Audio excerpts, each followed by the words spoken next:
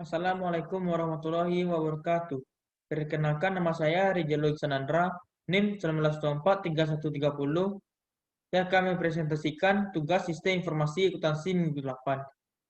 Yang pertama itu pertanyaan diskusi 13.2 buku Romney halaman 494. Perusahaan seperti Walmart telah berpindah dari JIT ke sistem vendor.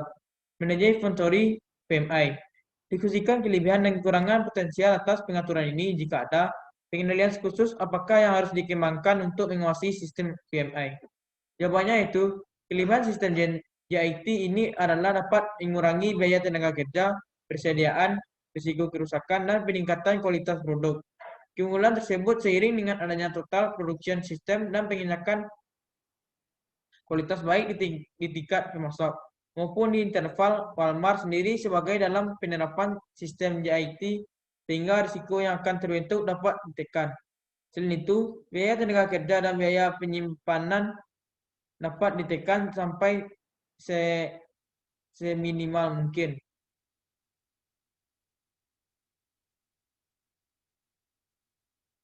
Kekurangan sistem JIT ini adalah sulit mencari pemasok yang terintegrasi dengan proses produksi pada perusahaan Walmart.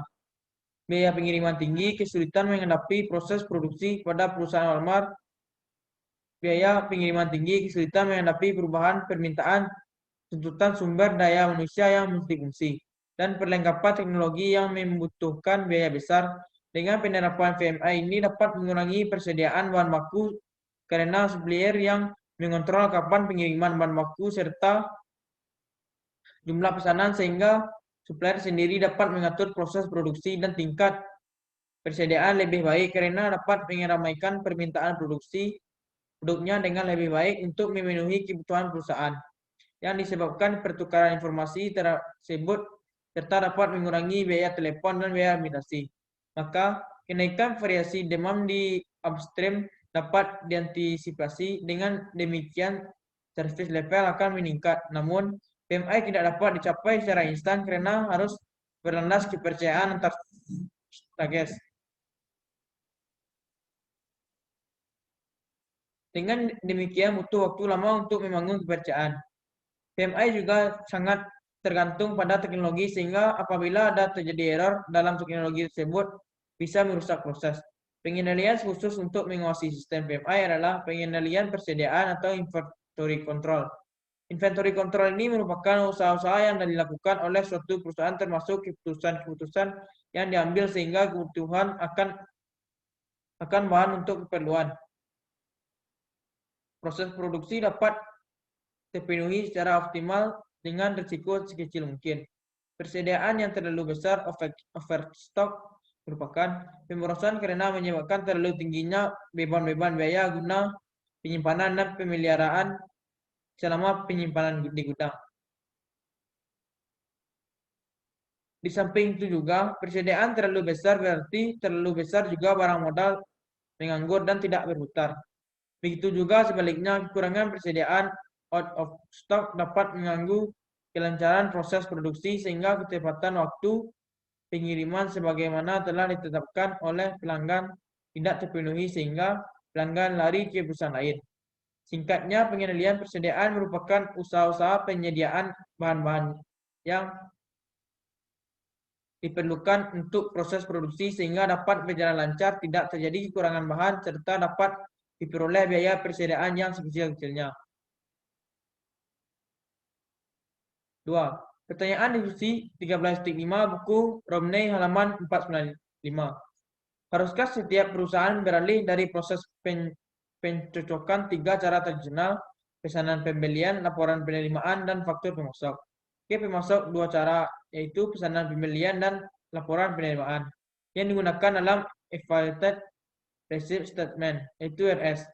Mengapa ya dan mengapa tidak? Jawabannya itu, jika tidak, dapat dijelaskan dengan pencocokan 3 cara tradisional pesanan pembelian adalah sebuah dokumen yang secara formal meminta seorang pemasok untuk menjual dan mengirimkan produk tertentu pada harga tertentu.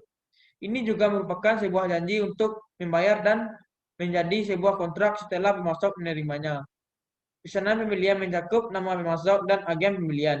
tanggal pesanan yang pengirimnya yang diminta, lokasi pengiriman, dan metode pengiriman, serta informasi mengenai barang yang dipesan. Sedangkan Departemen Penerimaan bertanggung jawab untuk menerima pengiriman dari para pemasok.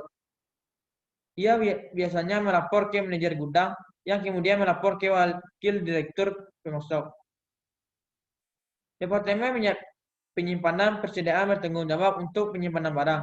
Informasi mengenai tanda terima barang dagangan yang dipesan harus dikomunikasikan ke fungsi pengendalian persediaan untuk memperbarui catatan persediaan.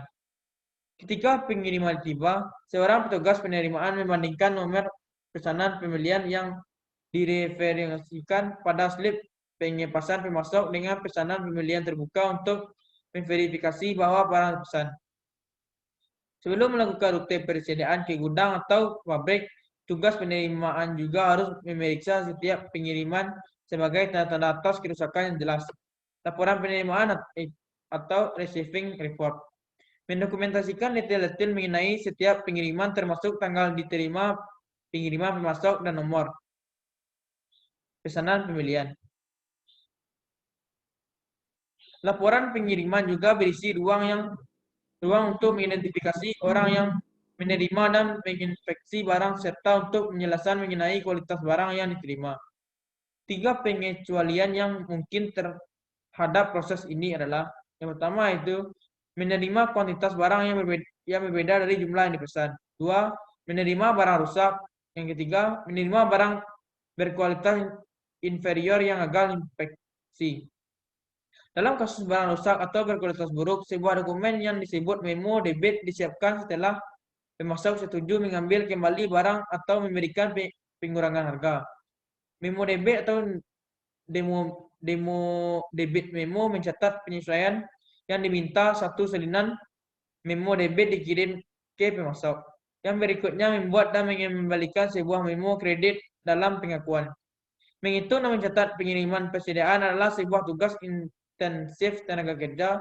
Departemen bagian hutang menyetujui faktur pemasok untuk pembayaran atau sebuah kewajiban hukum untuk membayar pemasok timbul pada saat barang terima. Sebagian perusahaan mencatat hutang hanya setelah penerima dan persetujuan atas faktur pemasok. Ketika faktur pemasok diterima, Departemen bagian hutang bertanggung jawab untuk mencocokkan dengan pesanan pembelian dan laporan penerimaan yang berkaitan. Kombinasi faktur pemasok dan dokumen pendukung yang terkait ini menciptakan apa yang disebut sebagai paket voucher atau voucher paket. Ada 2 cara untuk memproses faktur pemasok. Disebut sebagai sistem non-voucher atau voucher. Dalam sebuah sistem non-voucher atau non-voucher sistem, tiap-tiap faktur yang disetujui atau bersama dengan dokumen pendukung diposting ke catatan pemasok individual dalam file utang dan kemudian disimpan dalam file faktur terbuka. Dalam sebuah sistem voucher atau voucher sistem, sebuah dokumen tambahan yang disebut sebagai voucher pencarian juga dibuat ketika sebuah faktur pemasok disetujui untuk pembayaran. Voucher pencairan atau disbursement voucher mengidentifikasi pemasok, mencantumkan faktor yang beredar dan mengidentifikasi jumlah bersih untuk dibayarkan setelah dikurangi dengan diskon dan potongan yang berlaku. Jika ya, RS menggantikan proses pencocokan 3 cara tradisional atau faktor penerimaan dan pesanan pembelian. Dengan sebuah pencocokan 2 cara atas pesanan pembelian dan laporan penerimaan. RS juga menghemat waktu dan biaya pemasok untuk menghasilkan dan melacak faktur. Mengadopsi pendekatan RS mengeliminasi potensi atas kesalahan dalam faktur pemasok karena perusahaan membayar dengan mencocokkan perhitungan dari apa yang mereka terima dengan harga dicantumkan ketika barang dipesan. Penggunaan RS sangat penting untuk mengendalikan akses terhadap file induk pemasok dan mengawasi seluruh perubahan yang dibuat terhadap karena file induk pemasok sekarang berisi informasi mengenai harga dari berbagai barang yang dibeli. Pada saat entry, data mengenai kuantitas barang yang diterima. Sistem tersebut menggunakan harga-harga tersebut untuk menetapkan jumlah yang dibayarkan ke pemasok. Jadi, perubahan yang tidak diotorisasi atas harga tersebut dapat menghasilkan lebih bayar ke pemasok dengan RS dan biaya pengiriman.